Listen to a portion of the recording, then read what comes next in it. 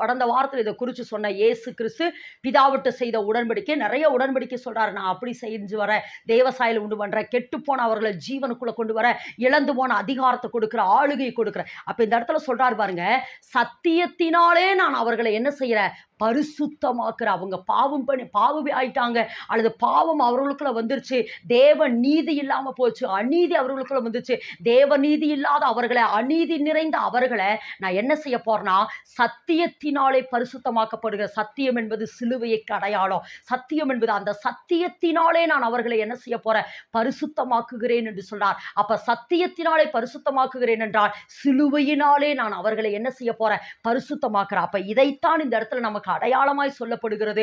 அவர்கள் பேழைக்குள் போயிட்டு வந்தவுடனே அவர்கள் என்ன ஆனார்களா, சுத்தமான மிருகங்களாய் மாறினார்கள். சுத்தமான மிருகங்களாய் மாறினதற்கு பின்பு நோவா பலிபீடத்தை கட்டி அந்த பலிபீடத்தின் மேல் சுத்தமான மிருகங்களை பலியிட்டான். அப்படி பலியிட்ட உடனே அது தேவனுக்கு எப்படி இருந்ததா, அந்த வாசனையை 21வது வேதவசனம், சுகந்த வாசனையை கர்த்தர் முகர்ந்தார். கர்த்தர் முகர்ந்தார். அப்ப சிலுவை நிழலுக்குள்ள இருக்க அல்லது சிலுவைக்குள் இருக்க அவங்க என்னவா மாறிட்டு இருக்கிறாங்களா, சுகந்த வாசனையாய் மாறாங்க, சுகந்த வாசனையாய் மாறாங்க, சுகந்த பலியாய் மாறாங்க. அந்த சுகந்த பலி தேவனுக்கு சுகந்த வாசனையாய், உகந்த வாசனையாய், நறுமணம் வாசனையாய் அவர்கள் மாறிக்கொண்டே வருகிறார்கள். அவர்கள் மாற மாற மாற மாற தேவன் சொல்லுகிறார் பாருங்க, சுகந்த வாசனை கர்த்தர் முகர்ந்தார். அப்பொழுது கர்த்தர் இனி மனுஷனின் நிமித்தம் பூமியை சபிப்பதில்லை என்று சொல்லி தேவன் அந்த இடத்துல அவர்களுக்கு என்ன செஞ்சாரா, கட்டளை கொடுக்கிறார்.